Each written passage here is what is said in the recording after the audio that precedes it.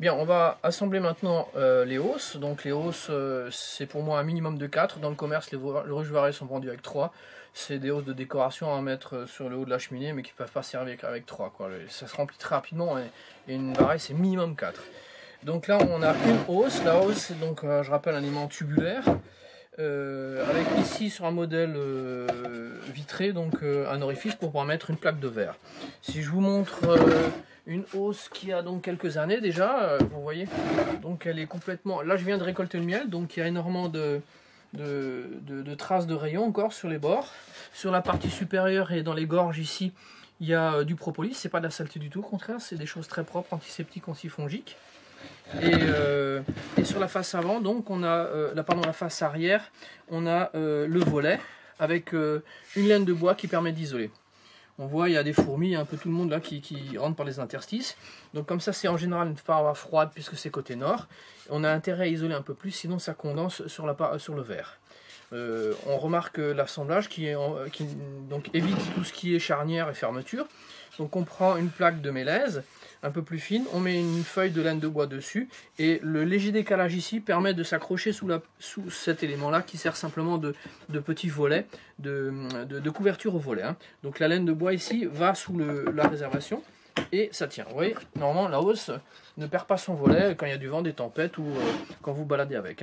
Donc ça nécessite ici un travail d'ajustement un petit peu conséquent avec un biais en partie basse pour que ça tienne tout seul et que ça tienne bien. Chaque hausse a son volet. En général, les déformations font que des hausses font qu'on ne peut pas interchanger les éléments. Donc ça c'est une hausse qui a, je sais pas, 5 ans ou 10 ans déjà dehors passé en forêt. Donc on revient à la hausse, ça c'est une hausse finie. Donc elle est constituée de 3 éléments verticaux, 2 symétriques de nouveau, la façade avant et la façade arrière où se trouvait l'apiculteur, donc avec la partie vitrée.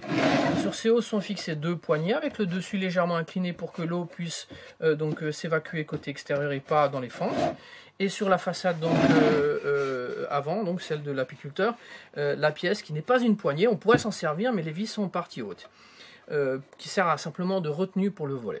Alors petit détail, les vis ici sont dans la partie centrale des poignées pour pouvoir résister à l'arrachement. On ne peut pas les mettre dans la partie supérieure, sinon quand on prend la poignée, une hausse ça fait entre 18 et 20 kg. Souvent je récolte les hausses encore soudées entre elles à raison de 2 voire 3 hausses soudées entre elles.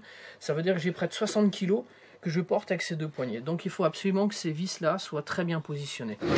Sur cette pièce là c'est totalement différent, on les met dans la partie supérieure parce que si vous les mettez dans la partie inférieure, eh bien la vis émerge dans le vide ici. Donc si on veut bien les solidariser, comme cette pièce là est légèrement plus basse que le bas de celle-là, eh bien la vis doit être dans la partie supérieure. Voilà. Donc on va commencer l'assemblage. Là aussi j'utilise un référentiel. Toujours la même chose, donc qui me sert donc pour avoir les angles droits, donc ça me permet toujours d'avoir les assemblages parfaits. Je le fixe sur le plan de travail.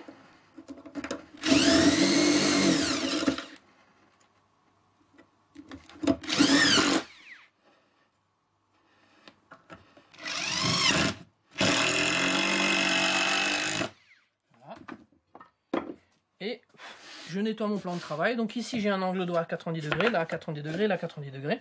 Je procède toujours à un montage à l'envers de façon à conserver le dessus, une surface qui va être parfaitement plate. Ça c'est absolument important, on ne peut pas avoir un jour de plus d'un demi-mm entre les hausses entre elles. Donc plan de travail est propre.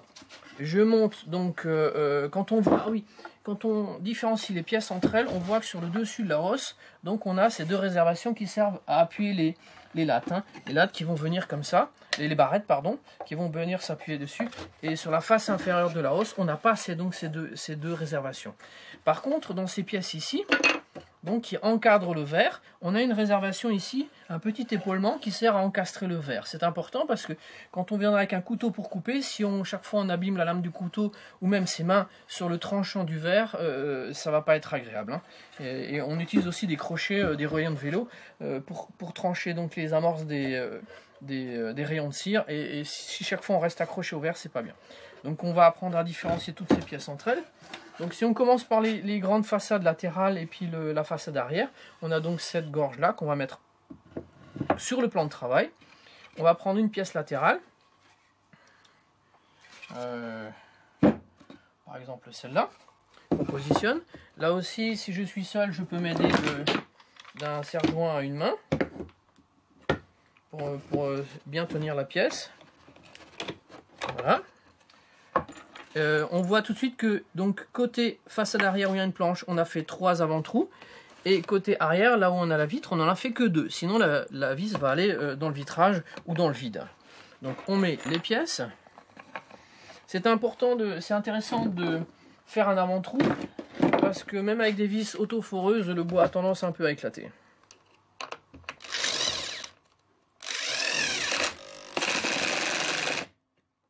Voilà.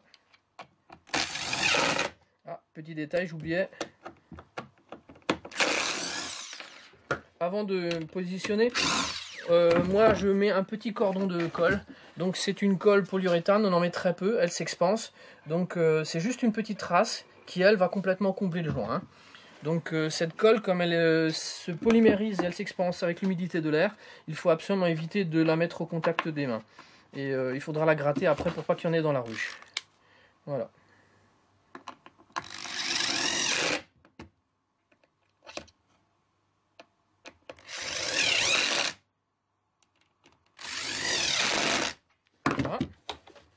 Donc je vérifie qu'on a ici, en aucun cas, la pièce doit sortir ou rentrer. Si elle rentre, on n'arrivera pas à mettre les barrettes parce qu'elles sont toutes la même longueur, vous voyez, on n'arrivera pas à l'encastrer. Et si elle sort de trop, elle risque de tomber si ça se passe des deux côtés.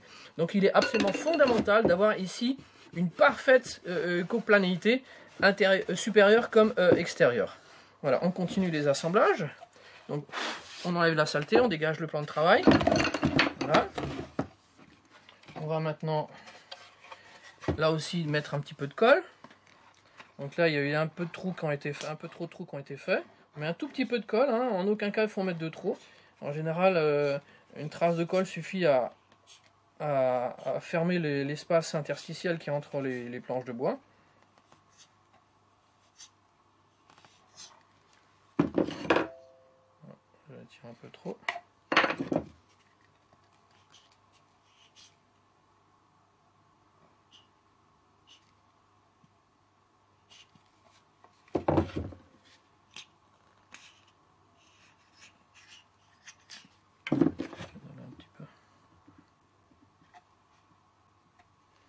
Voilà, on positionne la pièce.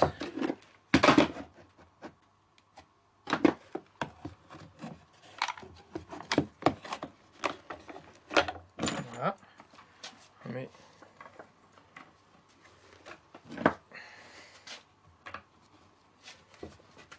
on vérifie que c'est bien appuyé sur le plan de travail. On commence toujours donc par celle du bas. Il faut pas que ça, surtout pas que la planche sorte. Voilà.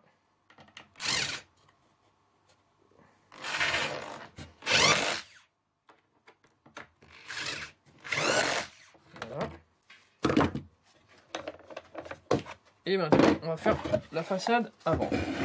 Alors là, on vérifie bien que c'est toujours coplanaire, que ça n'émerge pas, parfait, et que la rainure est en bas. Donc la rainure est en bas de ce côté. On va prendre donc les deux pièces. On voit bien ici ce qui les différencie. Hein. Donc on a ici, vous voyez, la feuillure qui va mettre la plaque de verre ici, et puis ça c'est la feuillure pour les barrettes. Donc cette pièce là va en partie basse, comme ça, et celle-là ira en partie hausse. Alors là, pareil, on la positionne bien.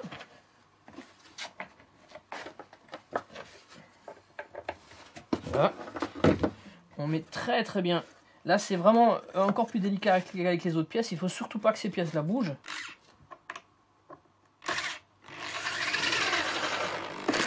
Voilà. Pareil là.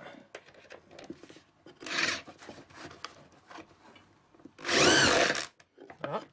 Et maintenant, la pièce supérieure. Donc la feuille recevant la plaque de verre qui va se retrouver là, elle est comme ça. Voilà. C'est tenu à peu près.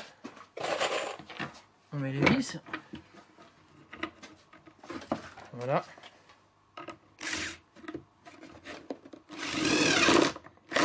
Voilà.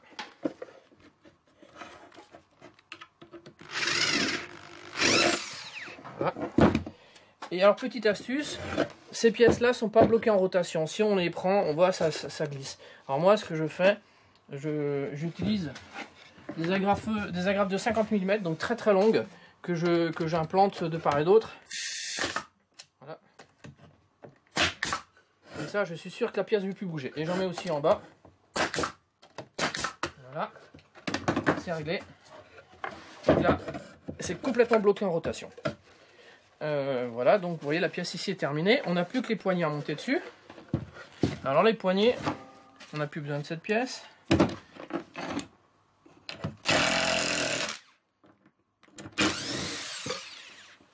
On enlève le gabarit de montage et on se retrouve maintenant.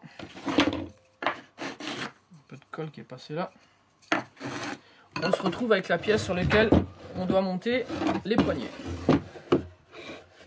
Alors les poignées, donc il faut 2 poignées dont les vis ont été placées exactement au centre, vous voyez, hein, et puis une poignée dont les vis se sont mis vraiment à proximité immédiate de l'arête là. Donc cette pièce là, elle va aller ici, hein, recouvrir et descendre plus bas, donc le haut, pour pouvoir retenir le volet, et puis ces 2 poignées vont aller de part et d'autre. Alors ce que je fais moi en général, c'est que je mets l'équivalent d'une petite latte de côté comme ça, et je mets mes poignées, ça sert de référentiel, et comme ça met mes poignées toujours au même endroit.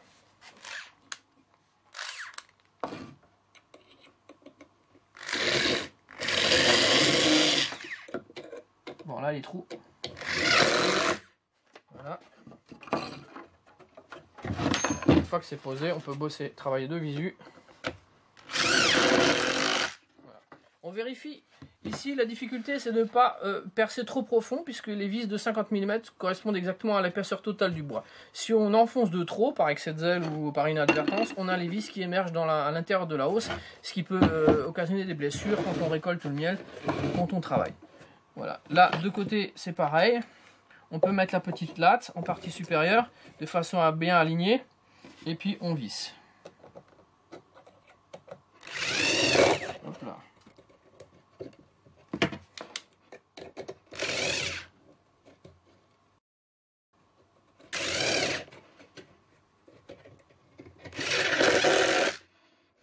Voilà.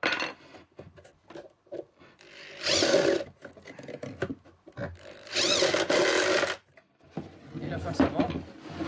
Donc pareil, là il suffit de la poser, d'aligner avec les poignées à droite et à gauche, et c'est terminé. Voilà.